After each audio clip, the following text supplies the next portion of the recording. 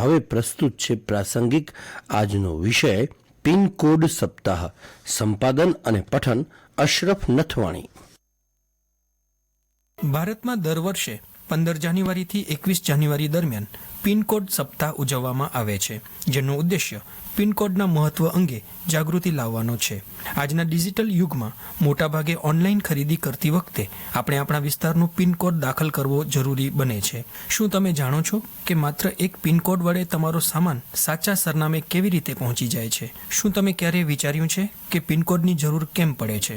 આવું એટલા માટે થાય છે કારણ કે પિનકોડ વિના સ્થળને ચોક્કસ અને સરળતાથી ઓળખવું ખૂબ જ મુશ્કેલ છે. ઘણા સ્થળો કે ગામોના નામ એક સમાન હોય છે. આવી સ્થિતિમાં પિનકોડ તેમના ચોક્કસ સરનામા શોધવામાં મહત્વપૂર્ણ ભૂમિકા ભજવે છે. તો આ પિનકોડ શું છે તે અંગે વિગતવાર જાણીએ. પિનકોડનું પૂરું નામ પોસ્ટલ ઇન્ડેક્સ નંબર છે. પિનકોડ એ 6 અંકનો અનોખો નંબર છે જે દરેક પોસ્ટ ઓફિસને ફાળવવામાં આવ્યો છે. મોટે ભાગે તેનો ઉપયોગ ભારતીય પોસ્ટ ઓફિસ શોધવા માટે થાય છે.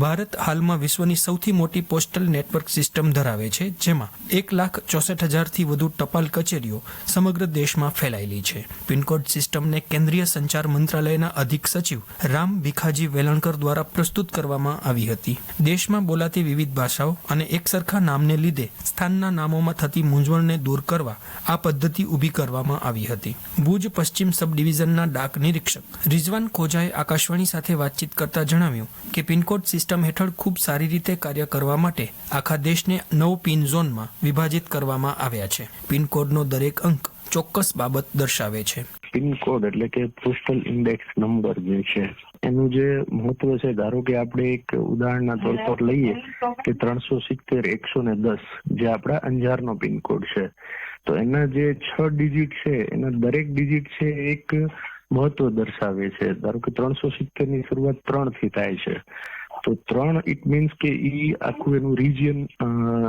ઇન્ડિકેટ કરે છે. ભારત દેશને 9 વિવિધ રિજિયનમાં બાંટવામાં આવ્યું છે ઇન્ડેક્સમાં. એમાં 8 જે છે ઈ ક્ષેત્રીય દ્રષ્ટિએ એટલે કે ક્ષેત્રફળ લીધે એને જીઓગ્રાફિકલ ડિવાઈડ કરવામાં આવ્યું છે. 9th જે રિજિયન છે ઈ આર્મી માટે રિઝર્વ રાખવામાં આવ્યું છે. 3 છે ઈ ઇન્ડિકેટ કરે છે કે આપણું વેસ્ટ રિજિયન.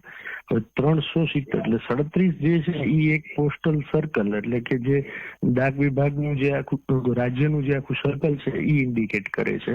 અને 370 એટલે કે 3 આંકડા જયારે ભેગા થાય છે ઈ એક ડિસ્ટ્રિક્ટ સોર્ટિંગ કોડ ઇન્ડિકેટ કરે છે કે 370 છે એ આપણા કચ્છ જિલ્લાનો કોડ છે. એટલે 370 થી જે પિનકોડ હશે એ આપણા બધા કચ્છ જિલ્લાના હશે. એવી જ રીતે 360 થી છે તો એ રાજકોટ જિલ્લા માટે છે.